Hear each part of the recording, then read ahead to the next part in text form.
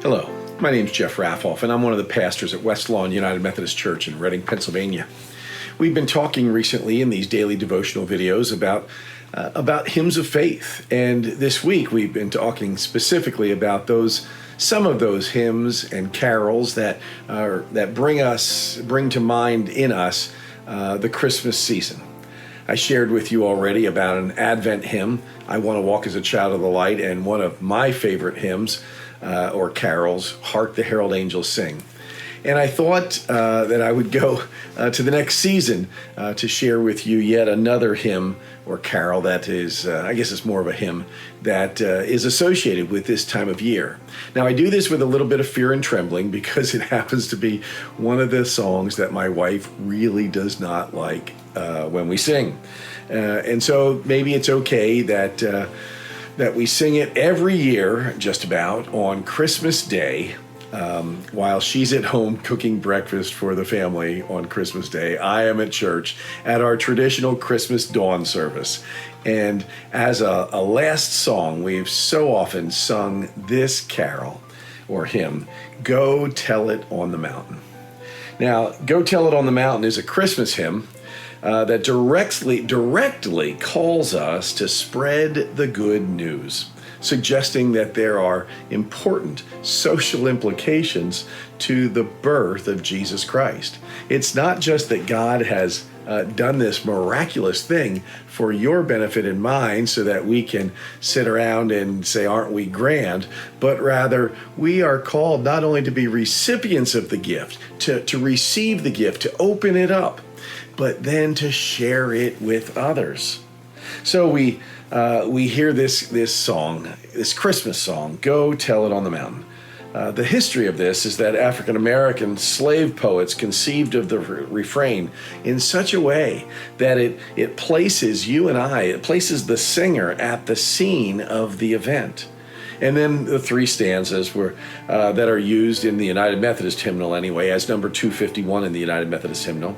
These three stanzas were adapted by John Work, who was a collector and researcher of spirituals shortly after 1900. It is suggested at the end that this spiritual traditionally is sung joyfully in full voice. And I would just say to those like my wife who just find it painful to sing a slow and drawn out song, so do I. Sometimes the song is not meant to be sung slowly or drawn out. And this is one of those. This should be a joyful song. Go tell it on the mountain. Go from, that's why I like to use it at the end of the service on Christmas dawn when we celebrate the birth of Jesus. Now go tell it on the mountain. Go tell it on the hilltops and in the valleys. Go tell it in your home and wherever you may be. Go tell it on the mountain, over the hills, and you know the next word, and everywhere. Everywhere. Go tell it on the mountain. And what are we going to say?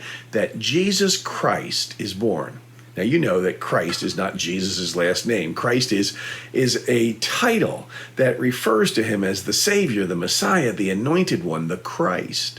So go tell them not just that a baby is born, but tell them that Jesus, the Messiah, Jesus, the Anointed One, Jesus, the Savior of the world, is born. The song, I'm sure you're familiar, goes, it takes us to the Luke story in Luke chapter 2, where we hear about the shepherds. It says, while shepherds kept their watching or silent flocks by night, behold, throughout the heavens there shone a holy light. The shepherds feared and trembled when, lo, above the earth rang out the angel chorus that hailed the Savior's birth. That angel chorus, hark the herald angels sing. Anyway, the third verse says, down in a lowly manger, the humble Christ was born, and God sent us salvation that blessed Christmas morn. It was in a lowly manger, not a palace, not a millionaire's mansion, but in a lowly manger that God chose to enter into the world, to become God in the flesh, the incarnate one. In a lowly manger, in a humble setting, the humble Christ was born. he is the Christ, not because he rode into Jerusalem on a white stallion with an army of thousands or 10,000s, but because he humbled himself for you and for me and died our sinner's death on the cross. Down in a lowly manger, the humble Christ was born, and God sent us, not just you and me, not just those who may look like us or act like us or worship like us, but God sent us, humanity. God sent us, the children of God, those who were created in the image of God. God sent us what? Salvation, that blessed Christmas morn. And so the salvation story takes root. It takes on flesh and blood on that blessed Christmas morn. Friends, I know it's early in the fall and actually still summer, I guess, technically. But as we begin to make our plans for Christmas, I pray that your Christmas is a blessed time. I pray that you will come to know in new and more meaningful and powerful ways the salvation story of Jesus. And I pray that you'll find room in your lives, your busy schedules, to worship the Lord and to celebrate what God has done through the birth of Jesus Christ, who wants to be your Savior and Lord, my Savior and Lord. So, friends, go tell it on the mountain. If Jesus is alive and real in your life, tell someone today. And may the peace of Christ be with you. Until we meet again.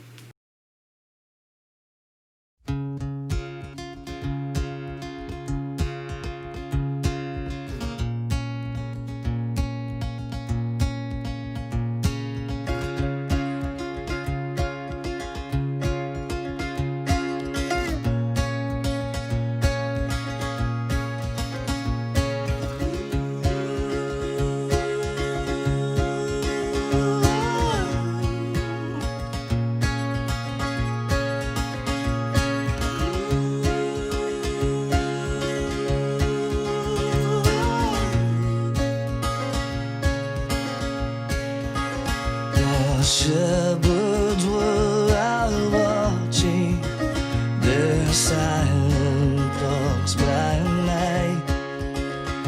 Behold, through all the heavens there shone a holy light.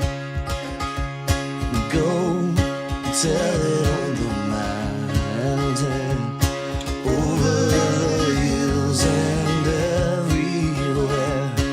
Go tell it on the mountain that Jesus Christ is born. It's Christmas Day. It's Christmas Day. The shepherds feared and trembled while low above the earth rang out the angel chorus that held our Savior's birth. Go and tell it on the mountain, over the hills and everywhere. Go and tell it on the mountain that Jesus Christ is born. It's Christmas Day. Oh, it's Christmas Day. Down in a lowly manger, our humble Christ was born. God sent us salvation that blessed Christmas morn. Go tell it on the mountain, over the hills and everywhere. Go tell it on the mountain that Jesus Christ is born. It's Christmas Day. Oh, it's Christmas Day. Oh, it's Christmas Day.